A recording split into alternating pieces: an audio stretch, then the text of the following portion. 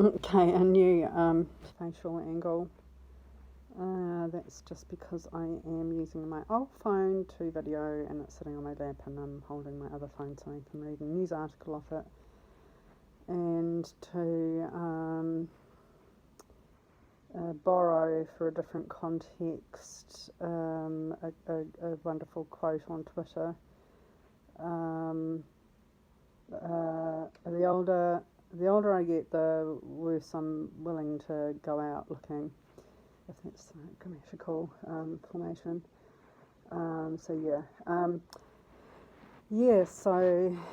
anyway, I've got this rehearing hearing, and a lot of people don't understand what a rehearing hearing is, and I understand what it is, but to be honest, it's a pretty fucking stupid fucking thing to do. Um, Basically, you apply for a rehearing, and you give reasons, and the rehearing, as far as I can understand, as far as I gather, the adjudicator doesn't look at the reasons in your application, but just automatically grants a hearing to hear your reasons, which can be just a gigantic waste of everyone's fucking time. And then if you do have fucking solid airtight reasons, well, he or she hasn't looked at it anyway, so it doesn't matter, so you've got to plead your case. And you kind of wonder, why did I go to the effort of submitting this when they didn't even bloody read it? And then they, anyway. The in the RTA there is a section about rehearings, but it doesn't give anything very informative about the grounds for rehearings. It's sort of, it's one of those, for example, and it's like, well, I don't really want a few examples. I want, I want a bit of a theory with some examples, and I want it to be reasonably comprehensive. Like, I don't know. I understand this claim that the tenancy tribunal is, not accessible and informal, where it's like, the informality is what makes it inaccessible, because you just turn up and it's like getting, it's like going through the resource management act hoops. Like, life is a box of chocolates. You just never know what. It just seems to depend on whoever you get, right, or however someone feels on the day.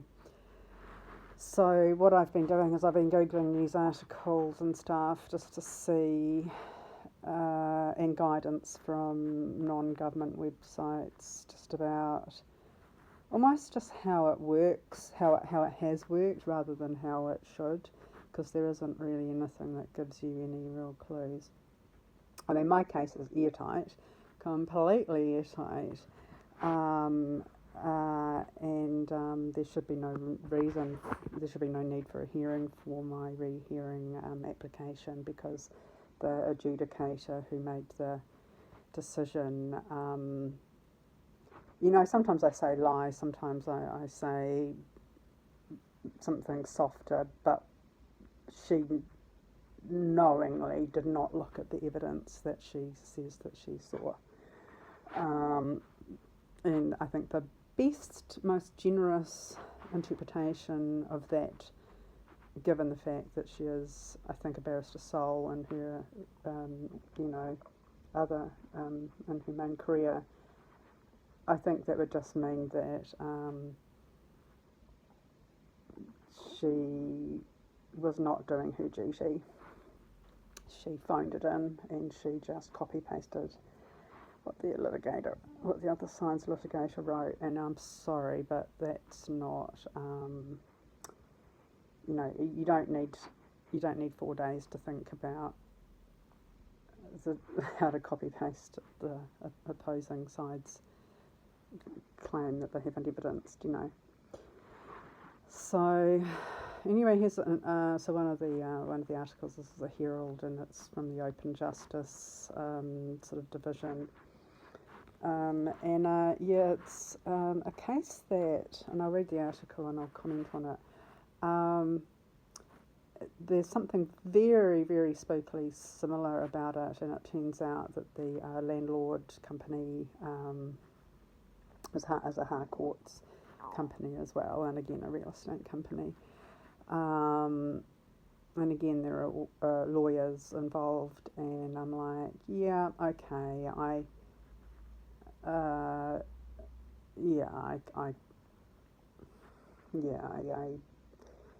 the picture of how Harcourts franchisees operate. I mean, it's pretty clear, and I'm learning more and more about that, and I'm also learning more and more about how the tenancy tribunal just won't. I don't know what the problem is. I don't know. I really don't know what the problem is, but I don't know why they think that they're running natural justice, which they do more than strict adherence to statutory law. I don't understand why they deviate from statutory law to make decisions that are contrary to natural justice. And there's a section that allows them to deviate from the strict legal forms. And I've got to look at that a bit more closely, because it just sounds like there's not a lot of breadth of understanding of their topic. And that's the trouble, I suppose, with a specialist tribunal, is that it's too specialist for the matters that are coming before it. And it doesn't know that it doesn't have the breadth of knowledge. I mean, you can have a specialist tribunal without having adjudicators who don't have a bigger set of knowledge from which to draw on to make their decisions. Like you might be ruling under a specific act, but something like the RTA, funnily enough, it is the RTA, has so many other acts of parliament and regulations that you can't be so specialist that you ignore the they kind of treat like the Building Act and all that kind of stuff which comes under it, implicitly or explicitly, as just details that they can ignore or whatnot. It's just really weird. Anyway, so reading this article, and it's about a rehearing made by a West Auckland woman's advocate. And the first half of the article, I'm like, yeah, I'm totally with the landlord on this, really. I mean, it's very unfortunate for the tenant, very unfortunate, and I feel for her. But it's like, I'm sorry, buddy, but you've done the wrong thing, and I kind of think you probably knew at the time you're doing the wrong thing. But that's not the whole story. So what it is that West Auckland woman ordered by the Tenancy Tribunal to remove a cabin from the front yard of a rented home has been given a task that's almost impossible to comply with and lacks a legal justification, her advocate, Shay Van Lawrence, says. He has applied to have the case reheard that the first hearing and resulting decision were problematic. Tracy Constable, the tenant, moved the cabin she inherited from an uncle onto the front lawn of her rented 3-bedroom Massey house as a novel solution to Auckland's housing crisis. There's your first mistake. Yeah, you're moving another dwelling on to the property of a dwelling that you rent. That's like, yeah. No, come on, mate, come on. You know you're pushing it.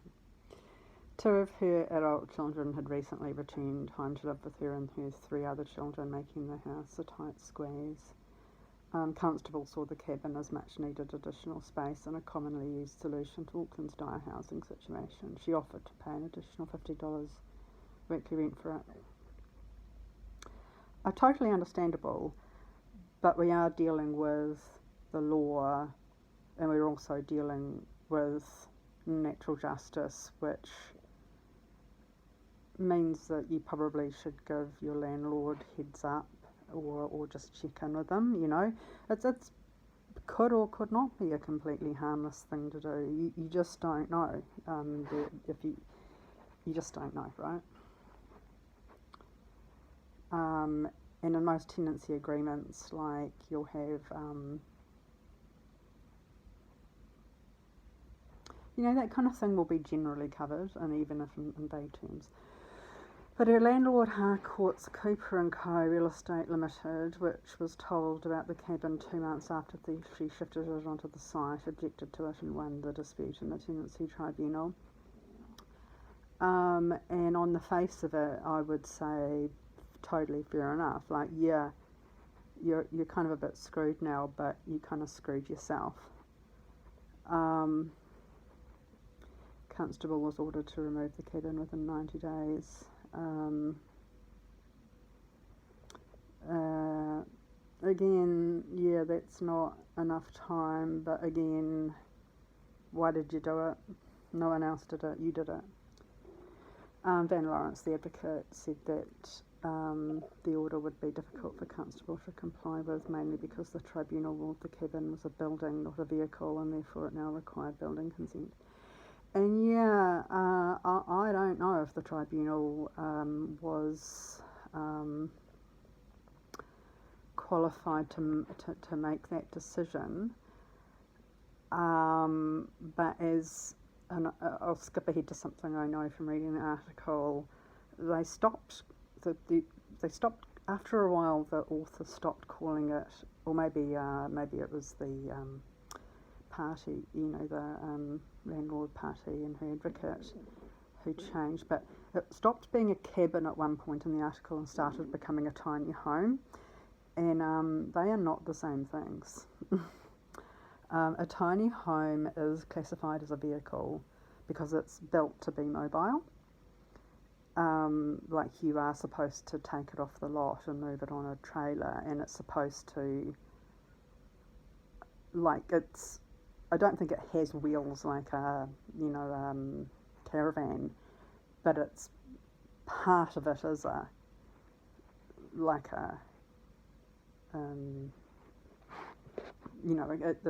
it comes as a set with a platform with wheels to hook it onto a car and move it. Right, that's the point.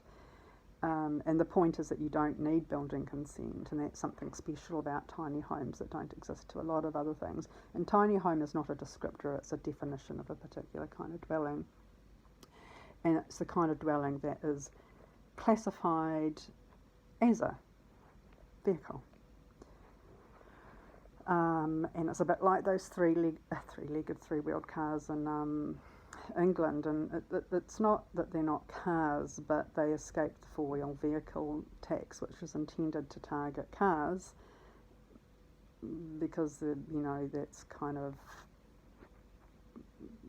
a policymaker would kind of go, yeah, I think that's specific enough, and then by taking off a wheel, the road tax was avoided, but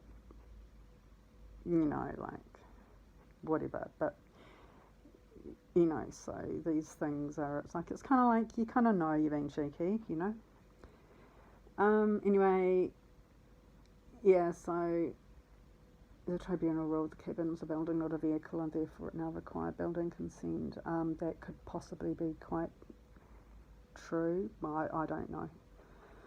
So council had three options: demolish it with building consent, move it with building consent, sell it, which would require the new owner to get a building consent to move it.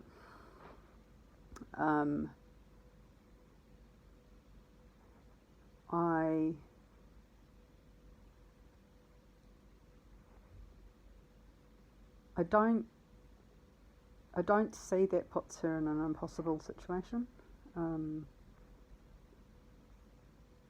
I really don't. I don't. Building consents are obtainable. Van Lawrence, the advocate, noted that there was no guarantee consent would be granted and no guarantee as to when. That's totally true. And I don't know how long that kind of thing would take. I don't know if 3 months is reasonable or not. I don't know. It's not in my area of knowledge. The only other alternative was to return the cabin to its former site, and that property now had new owners who were absolutely opposed to having it. Why would you even bother to put that in there? Come on, put the tiny violin away. Constable had no power to fulfil the order, Van Lawrence said. I don't know. He could be totally right. I don't know, but it hasn't been argued very well in the article. Constable's situation with the landlord company was a David and Goliath one, Van Lawrence said, and this is where I started to really go, yes, and I know that I'm not targeted. I used to feel like I was being targeted for something, but I know that this is just how our justice system works, especially like tribunals, which are just kangaroo courts by nature, really. I didn't know this, but courts martial are just kangaroo courts. I didn't realise that. I thought they were like proper military courts, but they're not. They're not. It's quite weird. Yeah. But yeah, it is a David and Goliath one. There were also other ongoing issues, and Constable felt the landlord company was trying to force her to move on, which is what is happening to me. Van Lawrence's application for a rehearing was on 4 grounds. There was an error of law in the decision, or that it lacked legal justification. That doesn't work for a rehearing, it has to go to an appeal. The hearing did not follow proper procedure, that's valid. Evidence was allowed to be improperly submitted, yep, that's valid. Moving the cabin would be manifestly unjust. I suppose they're talking about natural justice there. The error of law, Van Lawrence said, was that not all buildings require consent. The need for consent was also a matter for the council and did not automatically apply to anything found to be a building under the Building Act 2004. That is so true, but I don't understand about moving a building. Like, I don't know what part of the Building Act relates to moving a building. Demolishing it for sure. But yeah, moving it, I don't know. There'd been no evidence at the hearing that the cabin required building consent. He also questioned whether the tribunal was right to infer the addition of the cabin breached the tenancy agreement by altering use of outdoor areas. Question away, mate, but I think it would be rather obvious. Tenancy agreements usually come with, there is a field specifically to say how many vehicles are allowed to be parked on the property, and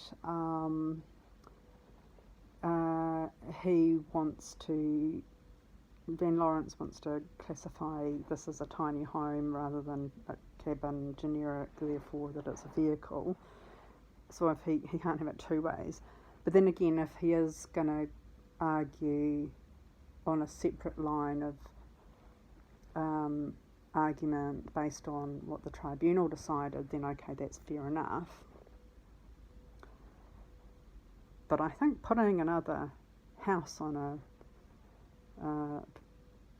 section, that's what it was used for, a house, not a vehicle. Yeah, I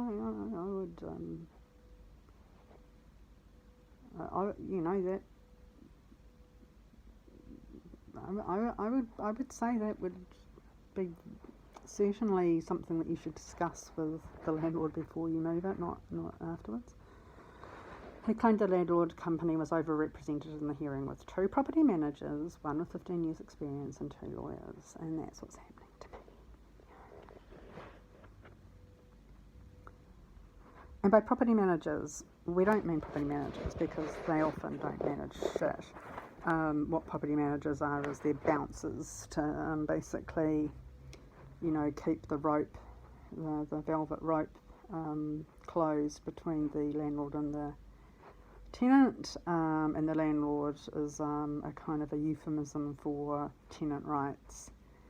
So yeah, I mean, nothing in this building, this apartment complex is managed.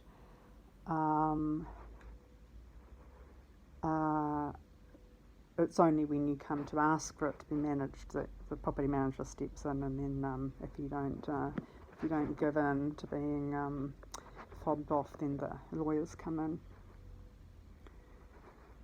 And so being represented in the hearing with 2 lawyers.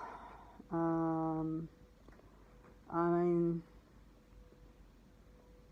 you do wonder if tenancy tribunal adjudicators do have to have spent time in,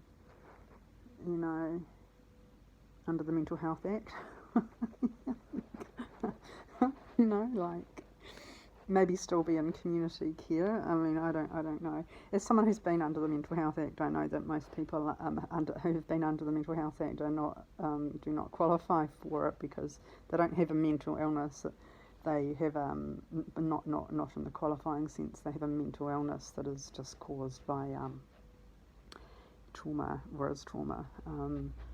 So I shouldn't deploy unfair slurs against these people, but you do bloody wonder what do they not hold on to natural justice as their North Star? Like, is that not sort of the guiding principle? I mean, that's what it's supposed to be, the guiding principle. How fucking accessible is the tenancy tribunal when the opposing sides to real estate mafiosos or mafiosos or whatever, and 2 fucking lawyers? Where's the natural justice? Like, what, how, accessibility, what? And here we go. It says the company made no application for legal representation and should not have been exempt from doing so. It said, I think there's a negative there that shouldn't be there. I think he means the company made no application for legal representation and should have been exempt from doing so. Evidence submitted late by the company, which was allowed into the hearing, was like a litigation ambush. Bingo. And that's what they do. From a vastly more qualified and better represented adversary, he said. They're not more qualified, they're just more experienced in the tenancy tribunal. And so new applicants or respondents, almost all of whom are tenants, we read the rules to apply to the tribunal or to respond to a claim made against us, and we go to all this effort to make to put our evidence in and all that kind of stuff, and it doesn't matter because the property managers know that all they need to do is just put in some fucking thing and nobody knows, they won't talk to you about it, no one will give you a proper notice of hearing. There's notices of hearing under section 91, which is how under the law that notices of hearing are issued have to meet 2 criteria, 2 main criteria. One is that the substance of the matters that will be discussed is a given, so as to fairly give notice to the respondent what's going to be discussed. And the second one is that the sections of the Act are listed under which those topics fall, but they only ever do letter B, they just do the sections, and then they use those sections without specifying. It's just basically writing a blank cheque for the applicant, where the applicant can then just use it like a Trojan horse to bring in anything else they want to. It's really quite. It's